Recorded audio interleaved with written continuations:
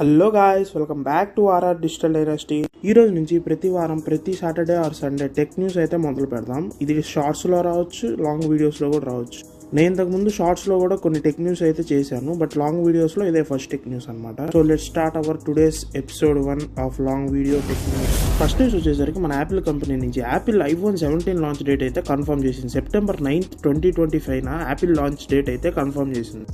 అందులో Apple iPhone 17 series మాత్రమే కాకుండా దాంతోపాటు కొత్త Apple watch and also air pod ఇలాగ ఇప్పుడే కాదు, ఇంతకు ముందు కూడా ఐఫోన్ 16 సిరీస్లో తెచ్చారు. ఇలాగా తెలిసిందే కదా అందరికీ, యాపిల్ లాంచ్ ఈవెంట్ అంటే ఇలా ఎయిర్ పాడ్స్ అండ్ వాచెస్ కన్ఫర్మ్గా ఉండాలి.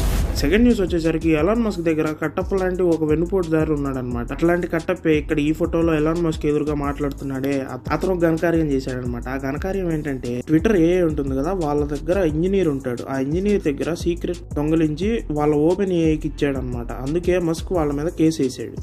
ట్రంప్ దగ్గరే పార్టీ గోల తట్టుకోలేక బయటకు వచ్చేసి మళ్ళీ వీడి గోలేంట్రా బాబు.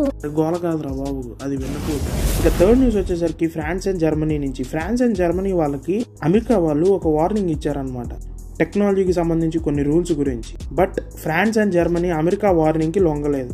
అండ్ ఇప్పుడు చూసుకుంటే 27 యూరోపియన్ కంట్రీస్ ఉన్నాయి కదా, ఆ 27 యూరోపియన్స్ కొత్త టెక్ రూల్స్ పైన రన్ అవబోతున్నాయి ఇంక నుంచి. అంటే ఒక కొత్త పొలిటికల్ ఇష్యూ లాగా దీన్ని ట్రీట్ చేయొచ్చు.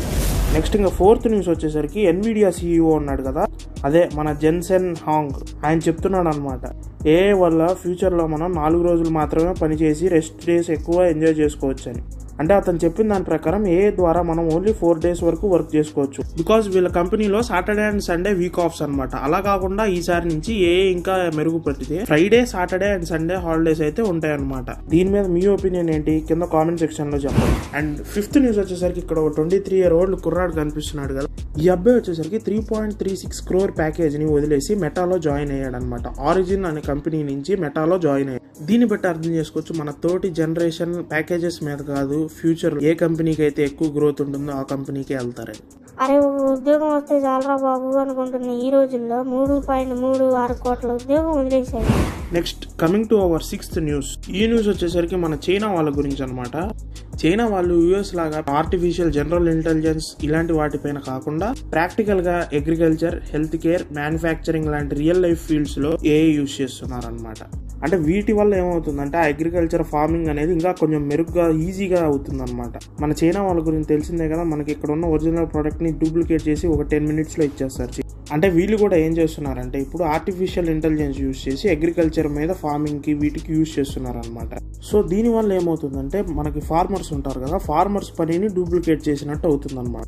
బట్ ఒక విషయం అయితే చెప్పొచ్చు, ఇంకా ఫాస్ట్ గా అయితే ఫార్మింగ్ అనేది గ్రో అవుతుంది చైనాలో. బట్ ఎప్పటికీ న్యాచురల్ ఫార్మింగ్ మాత్రం ఎప్పుడూ న్యాచురల్ గానే ఉంటుంది.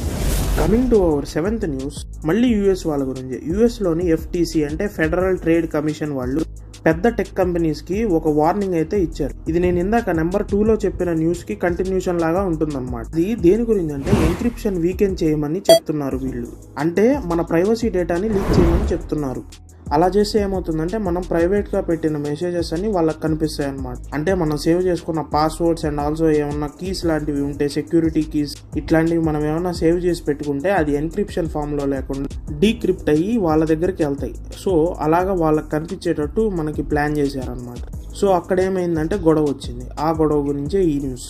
వాళ్ళు ఏమన్నారంటే ఇలా చేస్తే యూజర్స్ కి ప్రైవసీ ఉండదు, ఫ్రీ స్పీచ్ కు ప్రాబ్లం. సో దీనికి రిప్లైగా యూఎస్ వాళ్ళు ఏం చేశారంటే మెటా వాళ్ళని, గూగుల్ వాళ్ళని కాస్త స్ట్రాంగ్ గా ఉండమని చెప్పారు. అంటే ఎన్క్రిప్ట్ లో ఉన్న డేటాని డీక్రిప్ట్ చేయకండి అని చెప్పారు. Next coming to our 8th news, ఇది ఇండియా గురించి అనమాట. PM మోడీ గారు జపాన్ కి వెళ్లి 21 అగ్రిమెంట్స్ సైన్ చేశారు. మోస్ట్లీ అవి ఏఐ ప్లాట్ఫామ్ కి సంబంధించి అండ్ ఆల్సో సెమీ కండక్టర్ టెక్నాలజీకి సంబంధించిన డెవలప్మెంట్ మీద. అంటే ఇండియా అండ్ జపాన్ ఇద్దరు కలిసి గ్లోబల్ చైన్ సప్లై లో స్ట్రాంగ్ గా ఉండాలని వీళ్ళు ప్లాన్ చేస్తున్నారు. ఇవి ఫ్రెండ్స్, నాకు వాళ్ళు ఇంట్రెస్టింగ్ గా అనిపించిన టెక్ న్యూస్. మీకు ఈ వీడియో కనుక నచ్చినట్టయితే లైక్ చేసి ఛానల్ ని సబ్స్క్రైబ్ చేసి మన టార్గెట్ 1K ని రీచ్ అయ్యేలా చేయండి ఫ్రెండ్స్.